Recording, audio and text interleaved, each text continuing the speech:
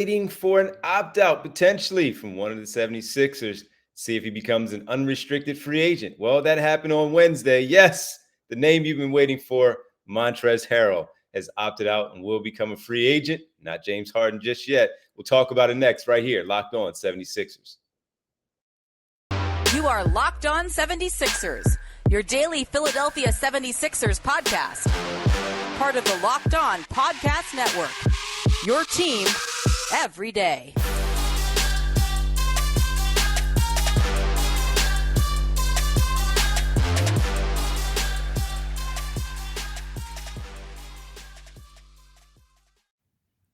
This episode is brought to you by FanDuel Sportsbook, official sportsbook partner of Locked On. Make every moment more. Visit FanDuel.com, Locked On today to get started. What's good, my man D? How you been, brother? One day away, man. One day away. So I'm all good as we get close to the draft. Always an exciting time, even if the team that you're around and cover don't have a pick. But it's all good.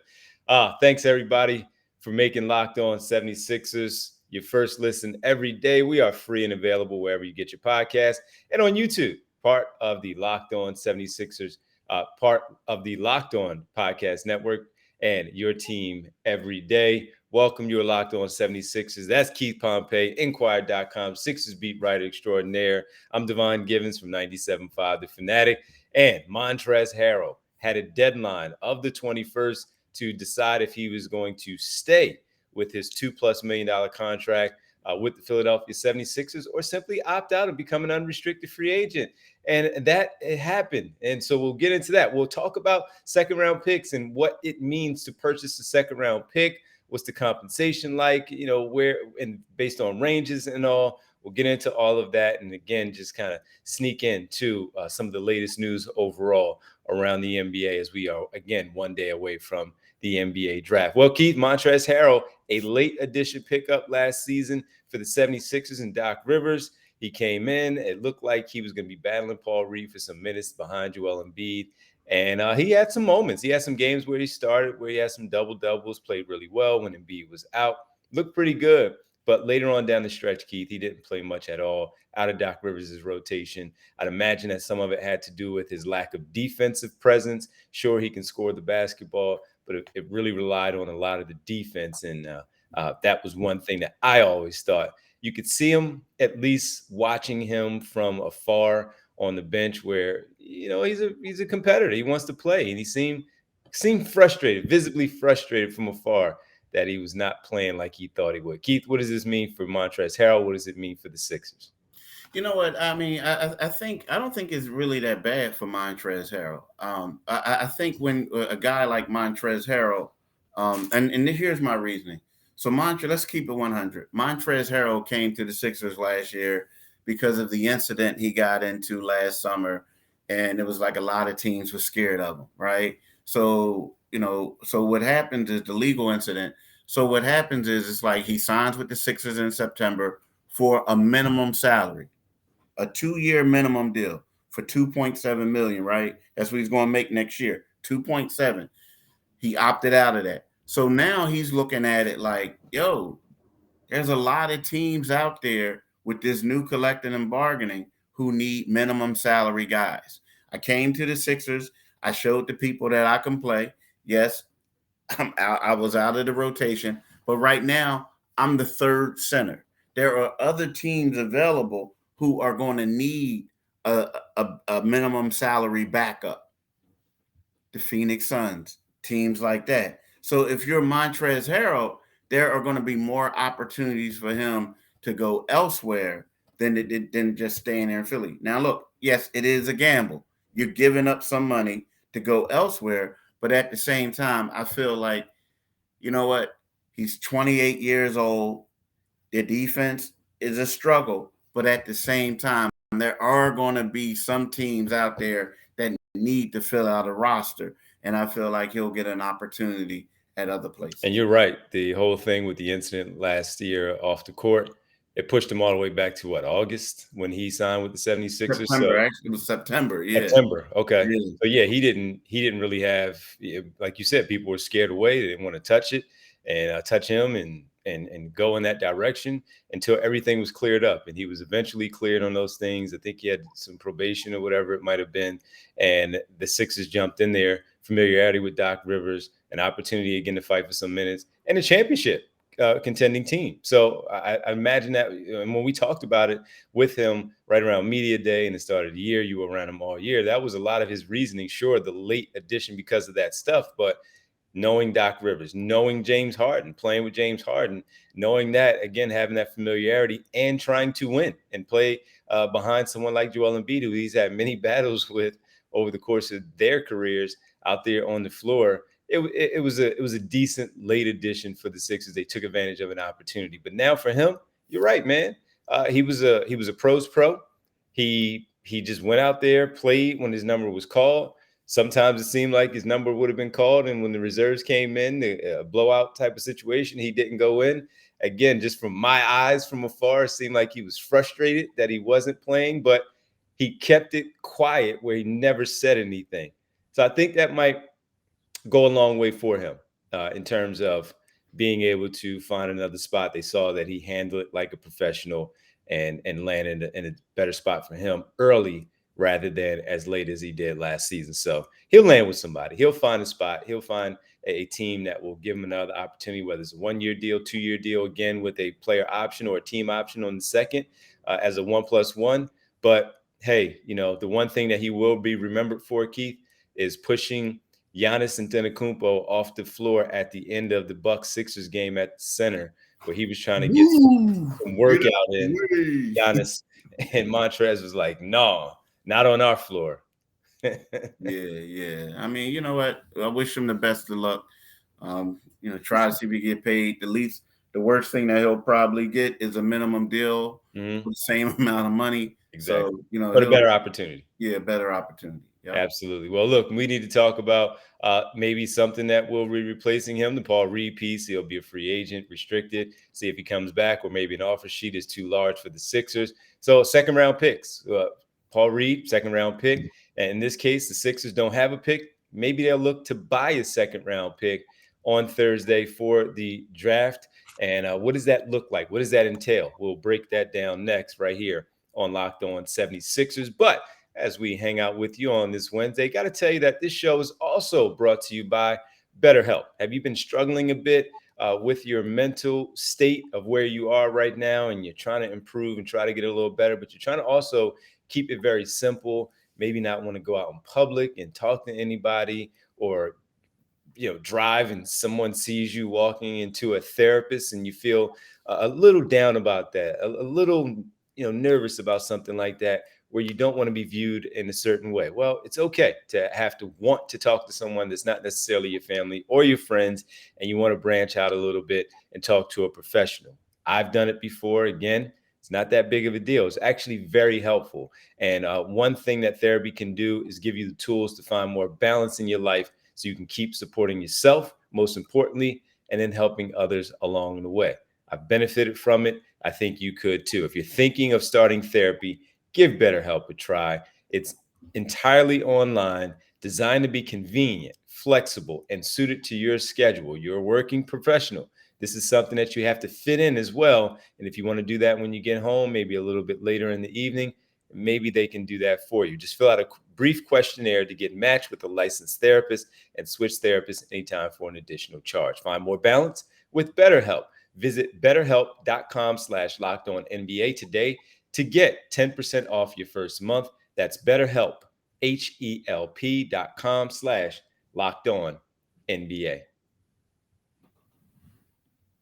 Welcome back, Locked On 76ers, but don't miss Locked On NBA Draft live on Thursday night. Pick-by-pick analysis from our stable of local NBA hosts, national reaction from our NBA Big Board hosts, and live check-ins from inside the NBA Draft. Locked On NBA Draft live starting at 7:30 p.m. Eastern on Locked On NBA's YouTube page.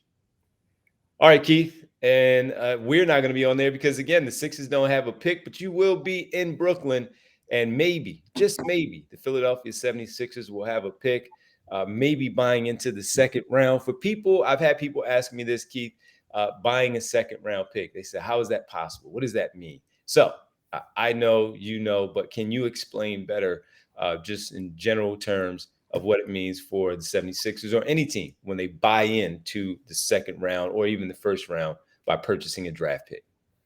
Yeah, how it happens is like once the embargo is up, right? Teams so when that happens, the draft pick doesn't become official until the embargo is up a lot of times, right?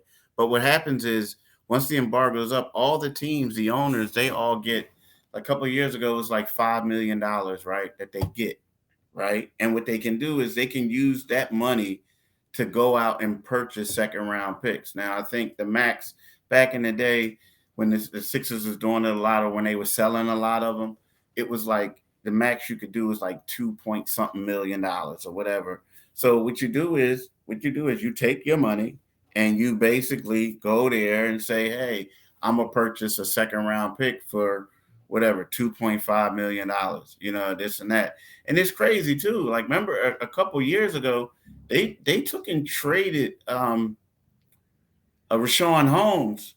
Like he was under contract, but they traded him for a couple $1 million, Couple for a million bucks. million Yeah. dollars, $1 million. So like, yeah, you can do that. You have this money allotted and where you can get paid. And that's what Sixers can do.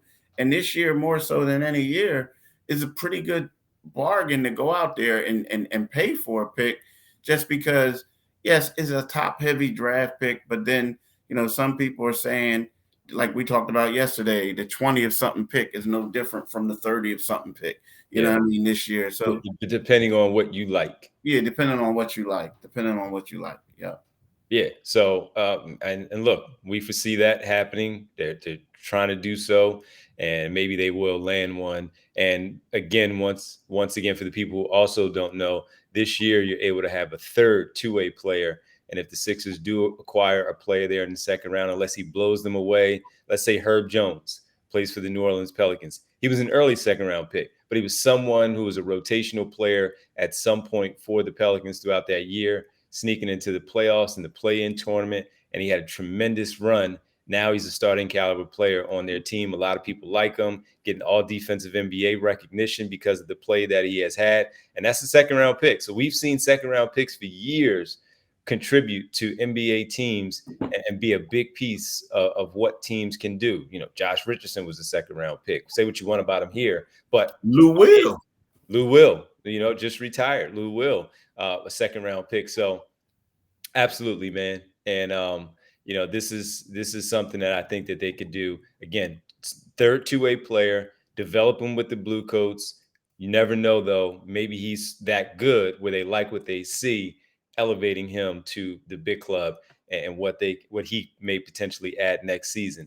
Ideally, for me, I hope it's a wing player if they do it. Someone that's versatile that could 6'5" to 6'7", maybe 6'8", but can handle the basketball a little bit. Do some stuff that can help a team, even with the little intangibles, especially with the second round pick. You're not coming in to score right away, coming in to help the team. And if they do that, we'll get into all of that after they draft said player. And we can talk about that tomorrow too. Maybe look at some of the names that they have out there. On the other side, Keith, since you mentioned Lou Will, let's talk about the former 76er finally hanging him up after a fantastic career. We'll do that to wrap things up right here, Locked On 76ers. Fun. But when you get to FanDuel, I like FanDuel a lot too, because see, baseball season is full swing and there's no better place to get in the action than FanDuel, a number one sports book. Because right now, new customers can get a no sweat first bet up to $1,000. That's up to $1,000 back in bonus bets if your first bet doesn't win. Just go to fanduel.com/locked on today to join today, right? Don't miss your chance to snag a no sweat first bet up to $1,000 when you join FanDuel today. Just go to fanduel.com, locked on to sign up. FanDuel, official partner of Major League Baseball. Major League Baseball trademark uses with permission. Welcome back, Locked On 76ers. Keith Pompey, Devon Givens. Real fast, Keith. It looks like Denver Nuggets NBA champion Bruce Brown is opting out of his contract. Last summer, he signed a 2-year deal, 1+1. And after helping the Denver Nuggets win a championship, he opted out of his $6.8 million player option. I was surprised the Sixers didn't go after him last season, Keith, in the offseason because of his connection during his time with Brooklyn with James Harden. But it worked out well for him, man. I think he's going to get a nice deal this offseason, whether he stays in Denver or goes elsewhere. Yeah, that was. I mean, it was funny. You knew, like, if I'm the owner or the general manager of of the Denver Nuggets, like Mike Malone, I'm like, I had to call him into the office the next day because after the parade, Mike Malone's like, Bruce Brown was going to get paid. Like, you know what I mean? My man was drinking so many Coors Lights, whatever he was drinking. Oh, yeah. And he was really feeling it. And it's like, if I'm Bruce Brown's agent, I'm kind of like doing all this. Like, yo, Mike, you my man. Like, but I mean, we all knew he was going to opt out. You knew that they were going to pay him. I mean, he's a vital part of that team. I mean, what he did was phenomenal. I mean, we think about this. He was a guy, like you said. I mean, I remember when he worked out for the Sixers one year. Miami. Yep. Yeah, out of Miami. And it was like, oh, you know, maybe a second round pick, you know, this and that. They didn't get him, and he goes to different teams. And yeah, like he was one of the reasons why they won a championship. I mean, he played well, not just in that series, in other series too. So, you know, he was a great guy, great get. And you know, you're kind of happy for the guy. And before people say, why can't anybody on the Sixers do it? Look, D'Anthony Melton did it all season in the same fashion. Unfortunately for Melton, when it came down to it, where they needed him most in that game 6 at home, and he had 3 opportunities, Bruce Brown made the plays in big spots for the Nuggets, and Melton, unfortunately, couldn't hit those same type of shots for the Sixers or even finishing at the rim for that matter, but still a good rotational piece for the 76ers overall. Talking about second-round picks, Keith, as you mentioned, could Bruce Brown be one? D'Anthony Melton was actually a first-round pick late. Actually, no, he was Houston, first-round pick. But Lou Williams, 17 years in the NBA, drafted by the Sixers in the second round, straight out of high school, a 13.9 point per game career average, 3-time Sixth Man of the Year, but an underground Hall of Fame legend, if you will, where Lou Williams played for all those teams, man, but always well liked, well respected. Just went out there, did his thing, fading to the left on his jump shot all the time.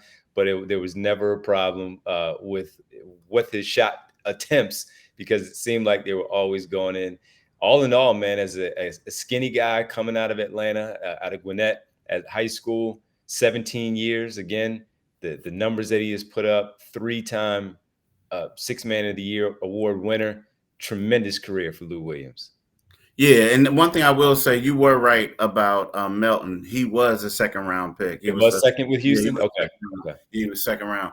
But yeah, you know, Lou Will was a guy. I mean, it's funny. I remember when the Sixers drafted Lou Will, and it was like this high schooler, and you're thinking like, yo, he's the man. But dang, did he mess up? Like, did he mess up? Like getting small. Yeah, he was small. Like, because you were like, dang, like, he's, you know, he was a guy, but did he mess up? And then you look at it in 17 seasons. And, you know, we talked about this yesterday.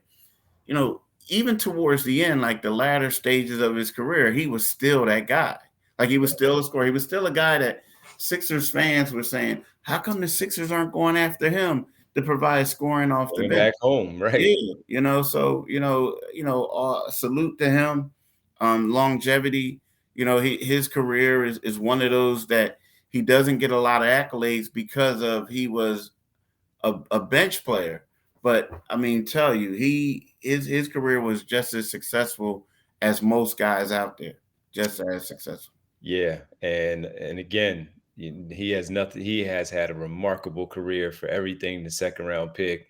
He may not be a Hall of Famer, but again, the respect. I think a lot of that is one thing that he will take with him from playing the league for so many years, playing with a lot of these guys. The respect that he has around the league and amongst his peers is something that he is going to be able to lean on and be happy about. I actually saw him a couple of weeks ago. As you know, I was at the Roots picnic that weekend to start off the weekend of June, and I turned around because we had to go pick him up at a certain spot, and I turned around and Lou walks in. and it was good to catch up with him for about a good 5 minutes just to talk. I've known Lou since he played with the Sixers. Leaving, Mhm. he always was always still the same dude. Whenever he would come back with another team, he was my eldest daughter, her favorite player. So when I finally got a chance to introduce them, he was like, "Oh, of course, no problem," and came up and said hello to her and all that stuff. So always a class dude, always a class guy, and great career for Lou Williams, hanging him up after 17 seasons. Yeah, congrats to him. Congrats to him. Absolutely. All right. Well, listen, Keith, this has been fun, and tomorrow is the day. Although no pick for the Sixers, the day is going to be busy. We're probably going to have a lot to talk about. We got to look ahead. Thanks for making Locked On 76ers your first listen every day. Every day is tomorrow on the show. We're going to look ahead to the draft, what could potentially happen for the Sixers, look at some of the local guys from, Villanova and Duke that are in the draft, and Penn State that may have their name called. Well, we know two for sure will have their name called in the first round. Just a matter of where they'll fit in the NBA. Keith, do you mind letting the good folks know where they can find us? Yeah, you can find us wherever you get your podcasts. It's free and available. But also, what you need to do is when you go to our YouTube channel, click on the Liberty Bell and you become a new subscriber. But after you do that, or even before you do that, you got to make sure you follow my man D on Twitter at DivineG975. And then also make sure you lock in and listen to the Divine Giving Show on 97.5 FM. It comes to you this week from 6 to 10 p.m., right? Now, are you also going to be on that, like during the draft? You still Yeah, I'll going be to be doing on? the draft from 7 to 10. So I'll end Okay. at 10. I won't go until midnight as long as the draft is, but I will be Okay. on. Hopefully, if something happens with the Sixers, if we hear that they will get a pick, then I'll just stay on. That's how it Okay. works. Okay. So y'all got that one. But also make sure you follow me on Twitter at Pompey on Sixers, and you can read my articles in the Philadelphia Inquirer, inquirer.com. Peace. Thanks, man. Peace. Thank you.